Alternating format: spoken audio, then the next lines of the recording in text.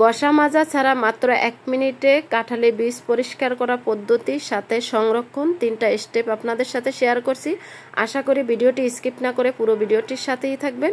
পুরো ভিডিওটির সাথে থাকার জন্য সবাইকে অসংখ্য ধন্যবাদ। সবার জন্য দোয়া এবং শুভকামনা রইল। হ্যালো এভরিওয়ান, আসসালামু আলাইকুম রাহমাতুল্লাহি ওয়া বারাকাতুহু।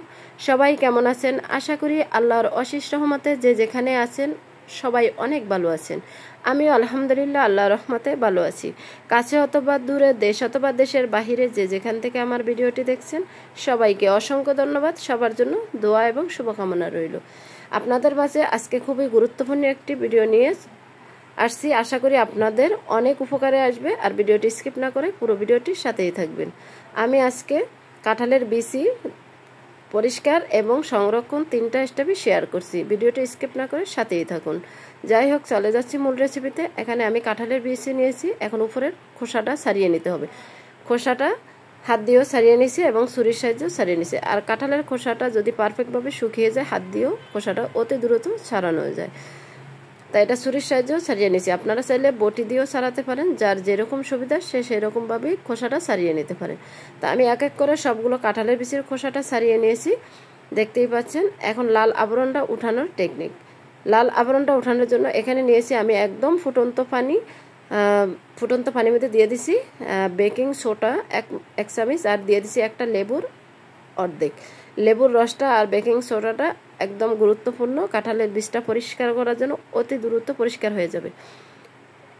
আর এটার মধ্যে হাত দেওয়া যাবে না, এটা যেহেতু একদম ফুটন্ত গরম পানি দিয়ে চামচ দিয়ে নাড়িয়ে দিছি। আর এখন কাঁঠালের বিচিটা ছিলে রেখেছি। এখন লাল আবরণটা উঠানোর জন্য এটা ভিজিয়ে রাখবো 2 ঘন্টা। একদম বরাবর 2 ঘন্টা আমি ভিজিয়ে রেখেছি। 2 ঘন্টা ঢাকনা দিয়ে রেখে দেওয়ার পর 2 ঘন্টা পর ফিরে আসছি। এখন হাত দিয়ে দেখতেছি অনেকটাই উঠে যায়, তো দেখি বোঝা যাচ্ছে। তা আমি আজকে 2টা পদ্ধতিতে কাঁঠালের বীজটা পরিষ্কার করব। একটা ডিমের খোসা আর একটা হয়েছে মাজনি। 2টা দিয়ে অতি দ্রুত পরিষ্কার হয়ে যায়, না দেখলে বিশ্বাসই করতে পারবেন না। আমি এরকম খুব কম পরিষ্কার করেছি, কিন্তু এই দ্বারা 2বার করেছি, কিন্তু আমার এইটাই অনেক সুবিধা হয়েছে। তা এখন থেকে ভাবছি এইভাবেই পরিষ্কার করব। তাই এখানে লাগছে আমার 3টা ডিমের খোসা আর একটা নিচ্ছি জালি নেট, যেটা দিয়ে আমরা পাতিল মাজি সেটা। আর এখন একটা বক্স নিয়েছি, বক্সের ডিমের খোসা 3টার ভেঙে দিয়ে দিছি। আর দেখতেই থাকুন কিভাবে পরিষ্কার হয়ে যায় অতি দ্রুত। আর যেহেতু 2 ঘন্টা ভিজিয়ে রাখছি, পরিষ্কার হওয়ারই কথা। এখন এটাতে আমি জাকিয়ে নিছি একদম 2 থেকে 3 মিনিট। 2-3 মিনিট জাকিয়ে নিলে কাঁঠালের বিচিটা একদম চকচকে সাদা হয়ে যাবে। খুলে দেখিয়ে দিচ্ছি কতটা সাদা হয়েছে। আর এভাবে বক্সটার ভিতরে একটু জাকিয়ে নিলেই হবে। 2 ঘন্টা ভিজিয়ে অবশ্যই রাখবেন, তাহলে কাঁঠালের বিচি পরিষ্কার হয়ে যাবে। মাশাআল্লাহ, দেখতেই পাচ্ছেন। আর ডিমের খোসাগুলো একদম গুঁড়ি গুঁড়ি হয়ে গেছে। আর এটা একটু ভালো করে ধুয়ে পরিষ্কার করে নেবেন, যাতে এই খোসার দানাটা যেন না থাকে। তাই এটা আমি অনেক ভালো করে ধুয়ে পরিষ্কার করে নিছি। এই 2-1টার ভিতরে লাল আবরণটা রয়ে গেছে, ওইটা হাতের নখের সাহায্যে বা ছুরির সাহায্যেও আমি তুলে ফেলছি। আর কতটা পরিষ্কার হয়েছে দেখেই বোঝা যাচ্ছে, মাশাআল্লাহ, একটা ম্যাজিকের মতো। এখন এটা আমি একটা বাটির মধ্যে দিয়ে দিলাম পানিতে, এটা ধুয়ে নেওয়ার জন্য। আর ডিমের খোসাগুলো কতটা একদম গুঁড়ো গুঁড়ো হয়ে গেছে অনেকক্ষণ জাকানোর কারণে। আর এগুলো এখন আমি একটু ধুয়ে দেখিয়ে দিচ্ছি কতটা পরিষ্কার হয়েছে। মাশাআল্লাহ, এত সহজে কাঁঠালের বিচি পরিষ্কার করতে জানলে তাহলে কেন আমরা কাঁঠালের বিচি ফেলে দিব। এখন যেহেতু কাঁঠালের সিজন, সবারই ঘরে কাঁঠাল কম বেশি আনা হয়, কিন্তু আর আমাদের অনেকেরই কাঁঠালের বিচিটা পরিষ্কার করা খুব কষ্ট মনে হয়, তাই খেতে পারছি না। তাই এই উপায়টা অবশ্যই একবার হলেও ফলো করবেন, তাহলে আপনাদের অনেক সুবিধা হবে। অনেকে কাঁঠাল খাচ্ছে না, কিন্তু বিচি অনেক পছন্দ, তাই তাদের জন্য এই টিপসটা অবশ্যই ফলো করবেন। আরেকটা স্টেপ, মাঝখানে ভিডিওটা একটু বাদ হয়ে গেছে বাবুর জন্য, তাই বক্সে নিয়েছি নেট এবং লেবুর খোসা রেখেছি যে ওইটা, তা খুলে দেখিয়ে দিব। এখানে আমি জাকিয়ে নিছি, তাও 2 থেকে 3 মিনিট। এই তো একটা মাজনি, যেটা দিয়ে আমরা পাতিল মাজি, আর দিয়েছি লেবুর খোসা। আর এটা দিয়েও আমি 2 থেকে 3 মিনিট জাকিয়ে নেওয়াতেও একদম পরিষ্কার হয়েছে। আমি আরেকটা বাটিতে ঢেলে দেখিয়ে দিচ্ছি কতটা পরিষ্কার হয়েছে। আর ময়লাগুলো একদম ক্লিয়ারভাবে বের হয়ে গেছে। তা এখানে কিন্তু ডিমের খোসা দিয়ে যেটা পরিষ্কার করছি সেটা একদম সাদা হয়েছে। আর এটা জালি দিয়ে লেবুর খোসা দিয়ে যেটা করেছি এটার ভিতরে একটু লাল আবরণটা বেশি রয়ে গেছে, বোঝা যাচ্ছে। 2টাই দেখিয়ে দিলে আপনারা বুঝতে পারবেন। তাই দুইটা স্টেপই আপনারা ফলো করতে পারেন বাসায়। কাঁঠালের বিচি এইভাবে পরিষ্কার করা বা বাটনাতেও করতে পারেন, ওগুলো আমার ঝামেলা লাগতেছে। তাই ডিমের খোসা, ডিম তো সবার বাসায় খাওয়া হয়, ডিমের খোসাটা রেখে দিবেন। এইভাবে কাঁঠালের বিচিটা পরিষ্কার করে নেবেন, অতি দূরতে উঠে যাবে। মাশাআল্লাহ আমি দুইটাই দেখিয়ে দিচ্ছি, দেখেন ডিমেরটা একদম সাদা, আর যেটা লেবু দিয়ে জালি দিয়ে করছি ওইটার ভিতরে লাল আবরণটা কিছুটা হইলেও রয়ে গেছে। তাই দুইটাই মাশাআল্লাহ একদম চকচকে সাদা হয়েছে। আর আমার টিপসগুলো কেমন হয়েছে অবশ্যই কমেন্টের মাধ্যমে জানাবেন।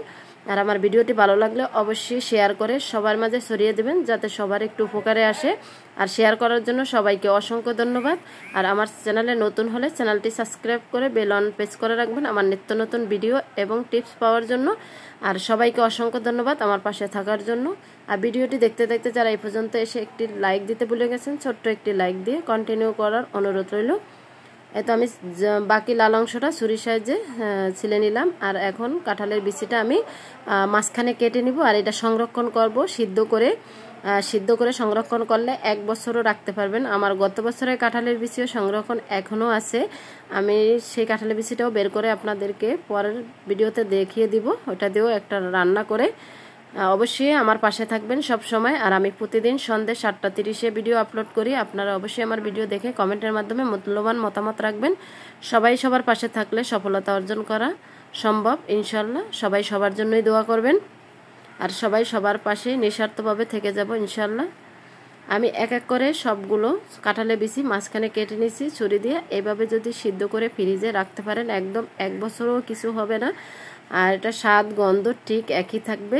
এটা আমি সব সময় রাখি, দেখছি যেটা আমার ভালো থাকবে না সেটা আমি সত্যিটাই বলে দিব। যেমন কাঁঠালের বিচি দিয়ে তেল বানানো আমি মনে করতাম সত্যি হয়, কিন্তু আমি নিজে বানিয়ে দেখতেছি কাঁঠালের বিচিতে কোনো তেল হয় না। তাই আমি আপনাদেরকে সত্যিটাই বলে দিলাম।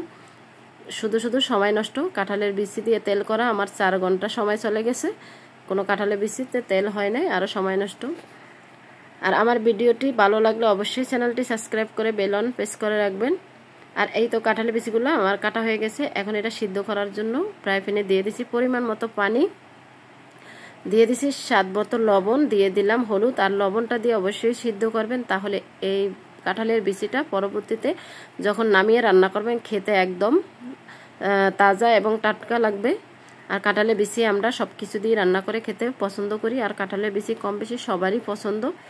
এই তো বলক চলে আসছে, আর আমি এটা 10 মিনিটের মতো সিদ্ধ করে নিছি।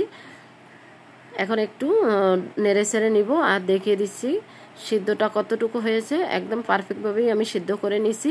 আর এটা যদি কাঁচা ডিপে রাখতেছেন পরে রান্না করার সময় সিদ্ধ হবে না, আমি ওইভাবেও রেখে দেখেছি, কিন্তু তখন দেখি পরে রান্না করার সময় একদম সিদ্ধ হয় না, শক্ত হয়েই থাকে। আর সিদ্ধ করে যে কাঁঠালের বিচিটা রাখছি ওইটা রান্না করার সময় দিলে একদম নরম হয়ে যায় আলুর মতো।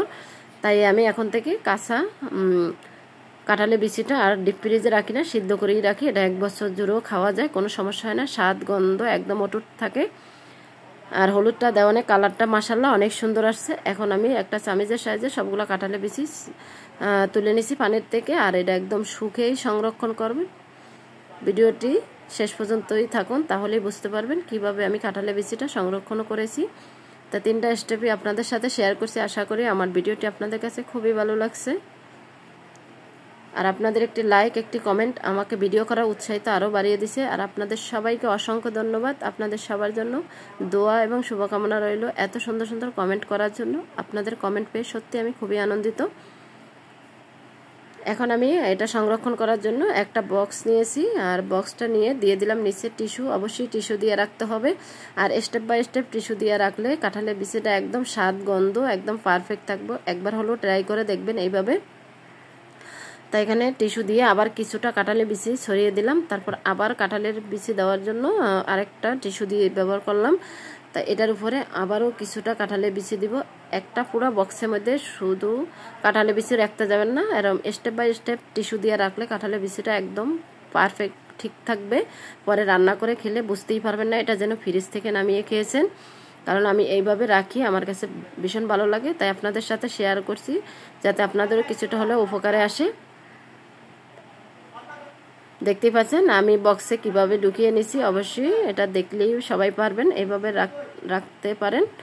আর আজকের মতো এখানেই বিদায় নিব। আবারও দেখা হবে আপনাদের সাথে নেক্সট ভিডিওতে। ততক্ষণে আপনারা সবাই ভালো থাকবেন, সুস্থ থাকবেন, নিজের খেয়াল রাখবেন, পরিবারের খেয়াল রাখবেন। আর আমার ভিডিওটি ভালো লাগলে অবশ্যই চ্যানেলটি সাবস্ক্রাইব করে বেল অন প্রেস করে রাখবেন আমার নিত্য নতুন ভিডিও পাওয়ার জন্য। আর ভিডিওর মাঝে ভয়েসের মাঝে ভুল ত্রুটি হলে ক্ষমার দৃষ্টিতে দেখবেন আর আমার জন্য দোয়া করবেন। আসসালামু আলাইকুম, আল্লাহ হাফেজ।